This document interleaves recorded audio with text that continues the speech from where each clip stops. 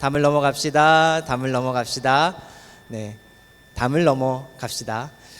요즘 싱가포르 날씨가 제가 온 이후로 거의 역대급으로 제일 좋은 것 같습니다. 그렇죠? 너무 시원하던데요. 네, 시원해가지고 뭐 한낮에도 대낮에도 걸어다니는 게 전혀 문제 없을 것 같다는 생각이 들 정도입니다. 그런데 오늘 이 말씀의 배경은요, 팔레스타인 지역이었거든요. 팔레스타인도 그 날씨는 어떨까요? 싱가포르랑 비슷할까요? 제가 오늘 말씀 준비하면서 한번 찾아봤습니다. 팔레스타인은 얼마나 더울까 찾아봤더니요, 보통 한 49도 정도 되면 아스팔트가 막 뜨거워져서 막 자글자글 녹기 시작한다 그래요. 아스팔트는 훨씬 더 뜨거워지니까요. 그런데 중동 지역은요, 진짜 더운 날엔 50도가 넘어간다고 합니다. 거의 대낮에 가장 더운 날에는 살인적인 수준의 기후라는 겁니다. 오늘 이야기는요, 바로 그런 날씨의 이야기였습니다. 1절에 이렇게 시작하죠. 한창 더운 대낮에 있던 일입니다. 팔레스타인 지역에서 한창 더운 대낮인 겁니다. 당연히 자동차도 없고요, 에어컨도 없습니다. 대낮에 이동을 한다는 건요, 지극히 위험한 일이었습니다. 생명을 담보로 한 일이었습니다. 그런데 아브라함 앞에 웬 나그네 3명이 지나가는 겁니다. 이 더운 대낮에 말입니다. 아브라함이 어떻게 했을까요? 2절 말씀에 나옵니다. 우리 한번 같이 읽어보도록 하겠습니다. 2절 말씀입니다. 우리 한 목소리로 읽겠습니다. 시작. 그는 그들을 보자 장막 어귀에서 달려나가서 그들을 맞이하며 땅에 엎드려서 절을 하였다. 아멘. 아브라함은요, 이 나그네들을 보자마자요, 주저없이 달려나가서 영접합니다. 그리고 마치 귀한 손님이라도 되는 것처럼 물을 주고요, 발을 씻을 물을 주고요, 먹을 것까지 정성껏 대접하는 장면이 나옵니다. 그리고 사실 오늘 말씀 1절에서 8절 말씀은요, 이 이야기가 전부입니다. 아브라함의 환대의 이야기, 이게 끝입니다. 다만 오늘 이야기를 재밌게 만드는 하나가 있거든요. 뭐냐면요, 아브라함은 이 나그네의 정체를 모른다는 겁니다. 오직 성경의 독자들만 알 수 있는데요, 1절에서 이렇게 나오거든요. 주님께서 아브라함에게 나타나셨다는 겁니다. 이거 지금 아브라함은 모르는 상황입니다. 우리만 아는 겁니다. 이 성경을 읽는 독자들만, 아, 나그네가 하나님과 두 천사였구나, 이거 우리만 아는 겁니다. 아브라함은 전혀 몰랐습니다. 왜냐면요, 지금까지 하나님께서 계속 아브라함에게 등장하셨거든요. 그런데 언제나 하나님처럼 등장하셨습니다. 뭐 음성이라거나 환상처럼, 누가 봐도 하나님처럼 아브라함에게 나타나셨다는 말입니다. 그러니 아브라함은 몰랐을 겁니다. 나그네로 등장하시는 하나님, 상상조차 못 해봤을 겁니다. 그럼에도 불구하고 아브라함은요, 나그네를 보자마자 달려나가서 영접합니다. 무슨 말입니까? 그 나그네가 하나님인지 아닌지 아브라함에게는 하나도 중요하지 않다는 겁니다. 그럼 아브라함에게 중요한 건 무엇이었을까요? 아브라함에 중요한 것이 있었는데요, 뭐냐면요, 그들이 하나님인지 아닌지가 아니라 아브라함 자신의 마음이었습니다. 아브라함은요, 나그네가 지금 땡볕을 지나가는 광경을 보고 가만히 있을 수 없는 사람이었던 겁니다. 아브라함은 나그네의 형편을 누구보다 잘 알고 있었거든요. 왜냐하면 아브라함 역시 나그네였기 때문입니다.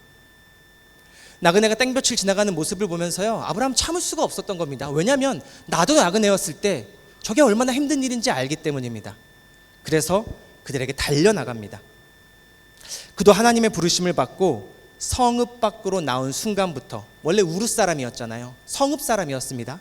하나님의 부르심을 받고 그 자리에서 나온 순간부터 성박 사람이었습니다. 당시에 성박 사람이라는 건요, 굉장히 하대하고 천대하던 사람들이었습니다. 그렇게 나그네가 돼서요, 도시 사람이 나그네가 돼서 떠돌아다녔단 말입니다. 그리고 그가 나그네로서 어떤 인생을 살아왔을지 짐작할 수 있는 이야기가 창세기에 나오거든요. 12장의 이야기입니다. 한 번은 아브라함이요, 땅에 기근이 든 겁니다. 먹을 게 없어진 겁니다. 그러면 비옥한 쪽으로 가야겠죠. 홍수가 날 때마다 비옥해지는 땅이 있었습니다. 바로 이집트거든요. 그래서 큰맘 먹고 이집트로 내려가기로 작정합니다. 아내와 같이 내려가는데요, 혹시 그 이야기 아시나요? 가서 아브라함이 아내를 누구라고 소개하죠? 내 아내요 소개합니까? 아니요, 누이라고 소개합니다. 거짓말합니다. 왜 그랬을 것 같으세요? 왜 누이라고 소개할 수밖에 없었을까요? 아브라함의 거짓말도 물론 문제지만요, 사실 더 큰 문제가 있었습니다. 뭐냐면 그 시대에 나그네가 겪어야만 했던 냉혹한 현실입니다. 나그네는요, 천하게 여겨졌습니다. 감히 성읍으로 들어오려면 작정하고 들어와야 했습니다. 목숨을 걸어야 했습니다. 아브라함은 생각했습니다. 들어가게 되면 100% 사람들이 나를 죽이고 내 아내를 뺏어갈 것이다. 왜? 나는 나그네니까. 그래서 누이라고 속였던 겁니다. 성 밖의 사람들, 나그네, 낯선 사람들은요, 그 당시엔 언제든 이용해도 좋고 모욕해도 좋고 수치당하고 위협받을 수밖에 없는 존재들이었다는 겁니다. 그런데 오늘 말씀이 보여주는 겁니다. 이 나그네의 냉혹한 현실이 아브라함을 통해서 따뜻한 환대로 뒤집어지는 장면을 우리에게 보여주는 겁니다. 아브라함은요, 지금까지 그도 겪었을 겁니다. 나그네로서 얼마나 냉혹한 현실들을 겪어왔겠습니까? 그런데 자신이 겪었던 그 냉정한 현실을 다른 나그네들한테 전가하지 않습니다. 나도 이거 겪었는데 너희도 한번 겪어봐라. 나도 이거 다 통과하고 지나왔는데 너도 이거 한번 통과해봐라. 그렇게 하지 않습니다. 아브라함은요, 자기에게서 끊어냅니다. 그리고 뒤집어 버립니다. 냉혹한 현실을 가장 따뜻한 환대로 뒤집어 버리는 것, 그 장면이 오늘 말씀의 이야기입니다. 이것이 아브라함이 보여준 환대의 시작이었습니다. 나 나그네 생활 다 알아. 나 나그네 생활 나도 힘들었어. 그러니까 너도 한번 힘들어봐라가 아니라 그 힘듦을 이해하고 다가가서 따뜻하게 환대했던 사람이 아브라함이라는 겁니다.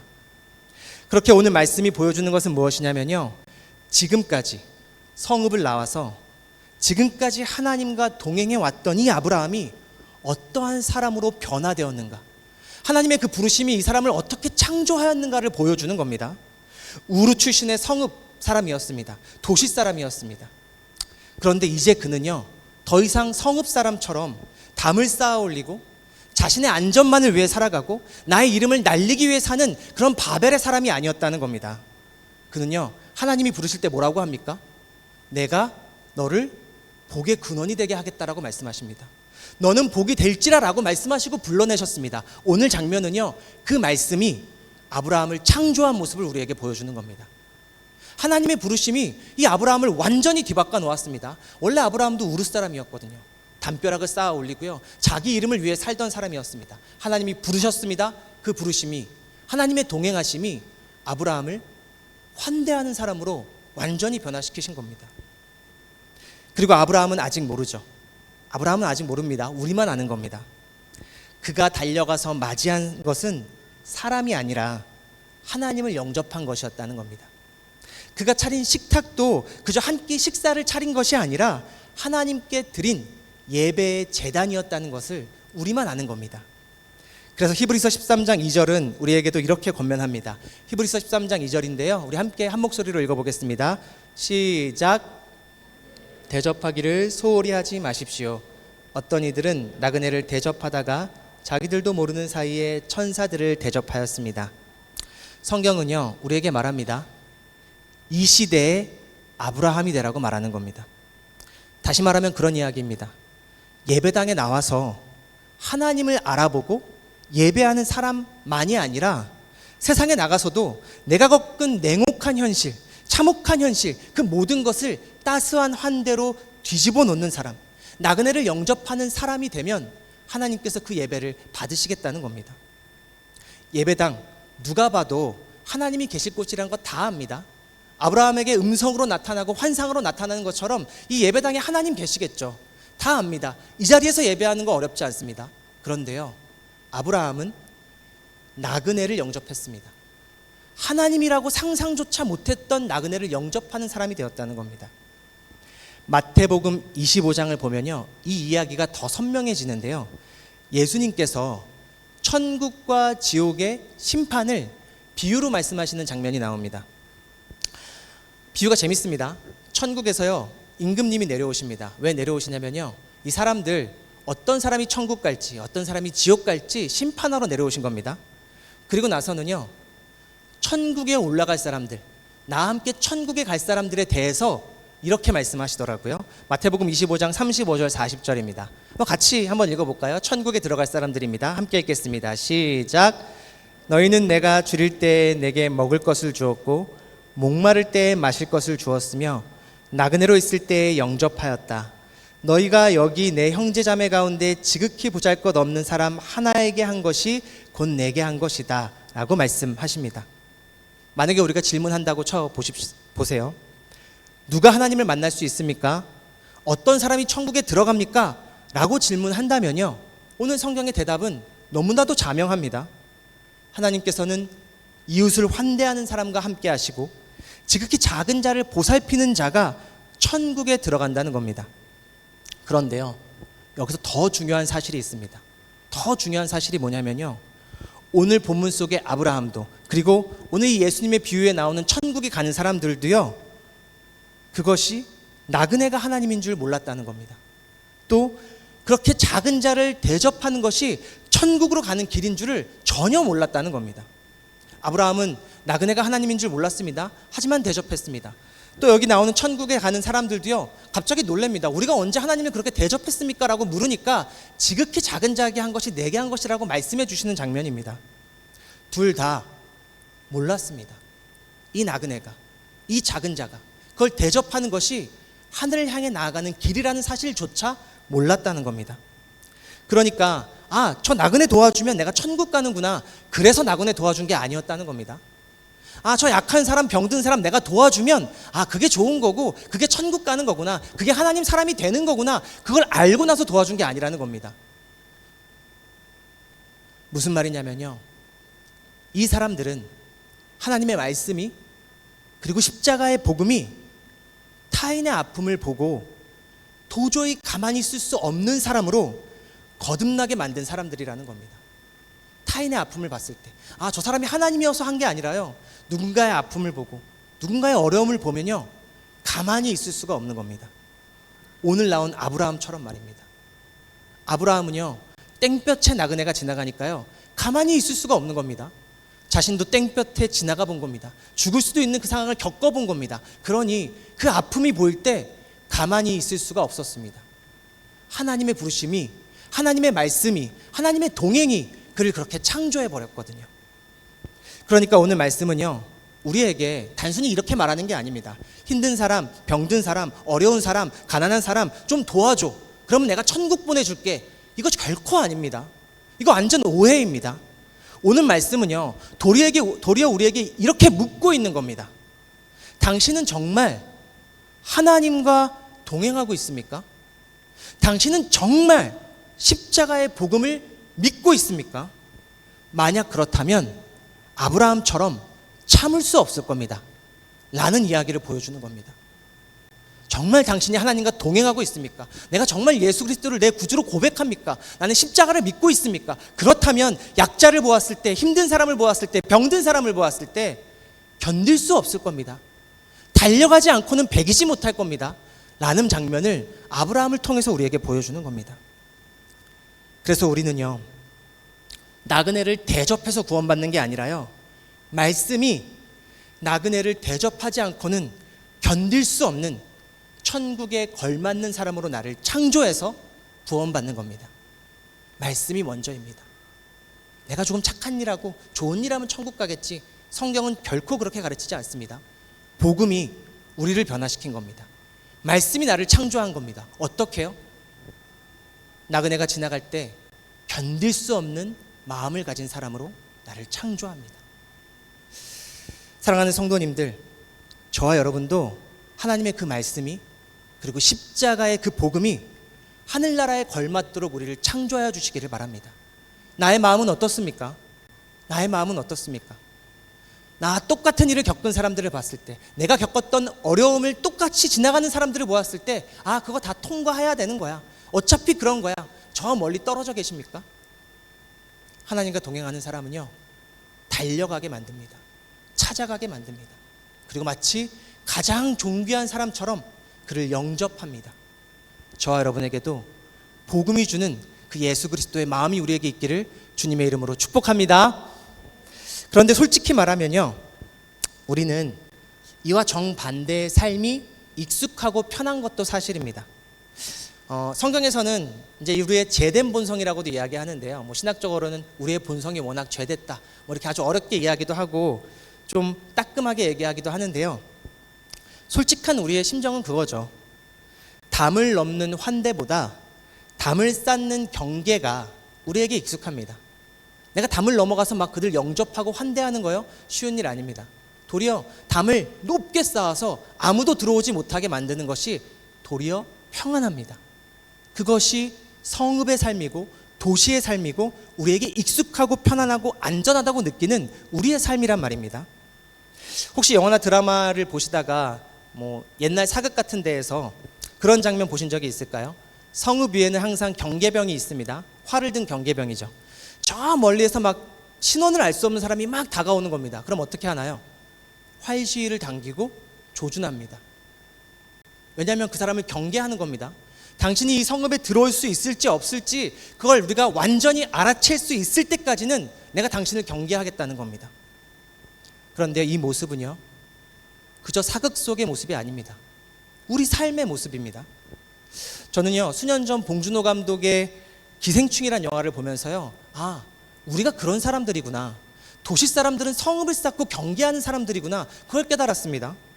영화는 보이지 않지만 우리 사이에 분명히 존재하는 선, 담장이 있음을 보여줍니다.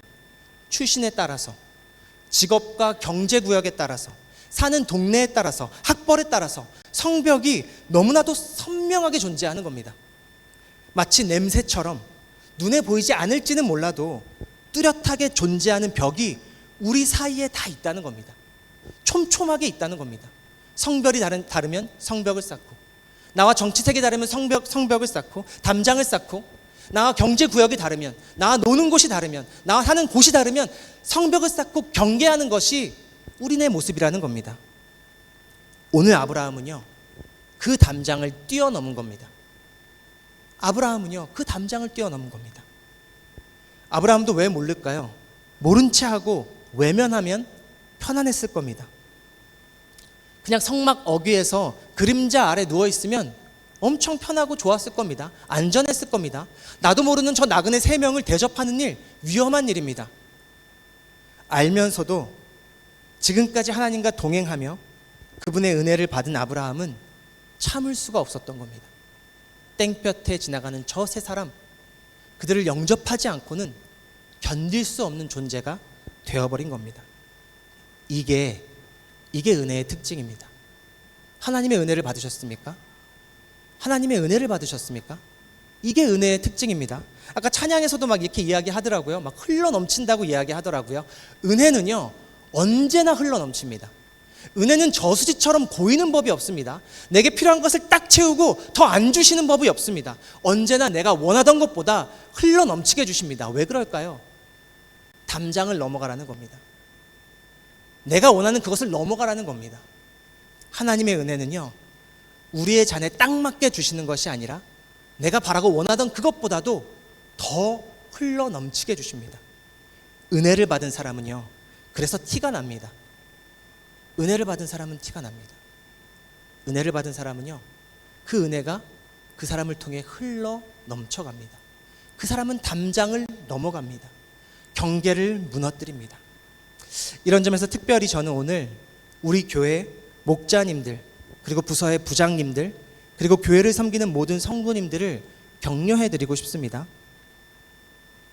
저도 한번 우리 목자님들처럼 초대해봤거든요. 나의 집을 개방하고, 완전 집은 아니지만 펑션룸이지만 개방하고 음식과 다가를 준비하는 것, 쉽지 않은 일입니다. 우리의 본성을 거스르는 일입니다.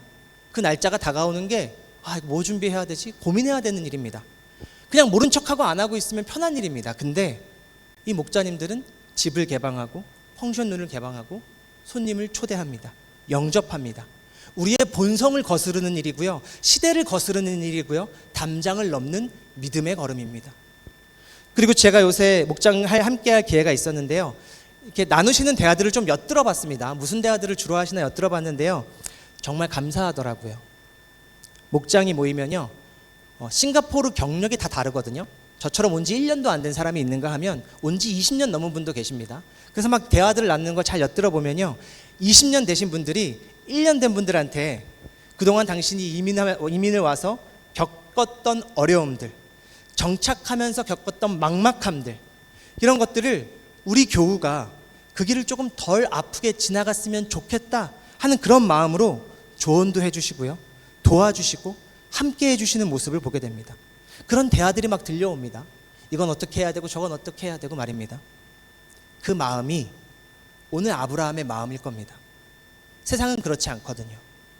성읍의 사람들, 담장을 쌓는 사람들은 그렇지 않거든요. 나도 이렇게 힘들게 정착했으니 다 겪어봐야 하는 거라고, 통과 의례라고 말합니다. 그것이 세상입니다. 상관하면 귀찮거든요. 오지랖 부리지 않겠다는 그 이야기로 다가가지 않습니다. 다 겪어야 되는 거야. 어차피 겪게 될 거야. 내비둬라고 이야기합니다. 그런데 목장에서는 그러지 않으시더라고요. 내가 겪었던 시행착오들, 이 교우가 겪지 않았으면 좋겠는 겁니다. 아브라함 아닙니까? 내가 나그네로서 겪었던 모든 어려움들, 저 나그네 3명이 겪지 않았으면 좋겠는 겁니다. 말도 안 되게 영접합니다. 막 뭐 음식도 어마어마하게 대접합니다. 막 송아지를 잡습니다. 왜 그랬을까요? 나그네의 아픔을 나그네가 알기에 그 나그네의 비참한 현실을 끊어버리고 따뜻한 환대로 뒤집어 버린 겁니다. 그리고 오늘 말씀은 말합니다. 그것이 바로 하나님을 맞이한 것이라고 이야기합니다. 그리고 그것이 바로 하나님이 기뻐 받으시는 예배라고 이야기하는 겁니다. 지금까지 우리 목자님들, 부서의 부서장님들, 팀장님들, 누군가를 영접해 보신 모든 분들, 환영해 보신 모든 분들, 뭐 꼭 집에 아니더라도요, 교회에 누가 왔을 때 미소 지어 보신 분들이라면 오늘 아브라함 마음이라고 이야기하는 겁니다. 근데 혹시 아셨습니까? 나의 미소 하나가 하나님께 지어드린 것이라는 겁니다. 하나님이 받으시는 예배라는 겁니다. 부지 중에 몰랐었는데 하나님이 우리를 그렇게 창조해 가시는 중인 겁니다. 이 말씀이 우리 목자님과 부서장님들, 또 선교회장님들, 또 교회에 나와서 서로를 축복하고 얼굴을 맞대고 인사를 나누며 이 교회를 환대의 공간으로 가꾸어 가시는 모든 성도님들에게 위로와 격려의 말씀이 되기를 바랍니다. 우리는 지금 창조되어 가는 중입니다. 나그네를 보면 견딜 수 없는 예배자로 말입니다. 하나님께서는 이 시대에 담장을 넘는 아브라함과 함께 하십니다. 저와 여러분이 그 마음이 이웃을 환대하고 하나님께 창조받은 거룩한 성도 되시기를 주님의 이름으로 축복합니다. 네, 아멘이 점점 커지는군요. 참 좋습니다. 네, 아멘을 너무 좋아하다 보니까 제가 무슨 아멘 굉장히 막 좋아하고 그런 사람처럼 보이더라고요. 저도 사실은 교회 다닐 때 아멘 안 했던 사람입니다. 그래서 제가 이렇게 받는 것 같습니다. 더 크게 해주실 거죠? 좋습니다. 오늘 우리는 창세기 18장 1절에서 8절까지 봤잖아요. 근데 사실 너무 길어서 성경 봉독하기 힘드실까봐 제가 8절까지 끊었고요.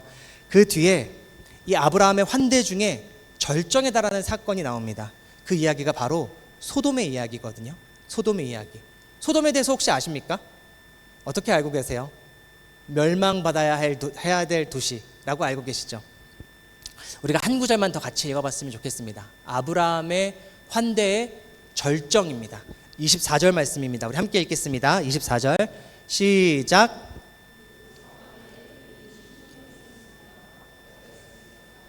그래도 주님께서는 그 성을 기어이 쓸어 버리시렵니까? 이인 10명을 보시고서도 그 성을 용서하지 않으시렵니까? 아멘. 아브라함이 하나님을 가로막고 있는 겁니다. 하나님께서 내가 저 소돔, 저 죄악된 도성을 심판하러 가야겠다라고 말씀하셨는데 대뜸 아브라함이 하나님의 앞을 가로막고 이야기하는 겁니다. 말도 안 되는 장면이죠. 너무 시건방진 장면이죠. 그런데요, 아브라함이 그거 하는 겁니다. 하나님, 심판하지 마십시오. 만약 저 도성에 50명의 의인이 있으면 어떻게 하겠습니까? 내가 50명 있으면 심판하지 않겠다. 그리고 또 가십니다. 그때 또 세우는 겁니다. 45명이 있다면 어떡하시겠습니까? 40명이 있다면 어떡하시겠습니까? 10명이 있다면 어떡하겠습니까? 아브라함이요, 이거 목숨 건 겁니다. 구약의 시대 때 하나님의 앞길을 가로막는 사람은 목숨 내어놓아야 했습니다. 자신의 목숨을 걸어서 저 죄악된 도시를 중보기도 하는 겁니다. 전에 아브라함의 환대가 담장을 넘어서 나그네를 맞이했던 것이라면요, 오늘 이 기도는요, 아브라함의 환대의 절정입니다. 이제는 담장을 넘는 것이 아니라요, 자기가 갖고 있던 자신의 담장, 자신의 편견, 자신의 고정관념, 그 모든 것들을 다 무너뜨리고 저 멸망받아 마땅한 도시 소돔을 나의 마음으로 가지고 온 겁니다. 품어버린 겁니다. 그 도시를 위해서 중보하는 겁니다. 목숨을 걸고 하는 겁니다. 이게 말이 됩니까? 아브라함의 환대의 절정입니다. 누가 봐도요, 죄악된 도시고요, 멸망해도 괜찮은 도시입니다. 버려두면 됩니다. 하나님이 심판하러 가시도록 오히려 빨리 가시라고 말씀해도 됩니다. 그런데 아브라함이 그러지 않습니다. 막아섭니다. 자기의 목숨을 걸고요.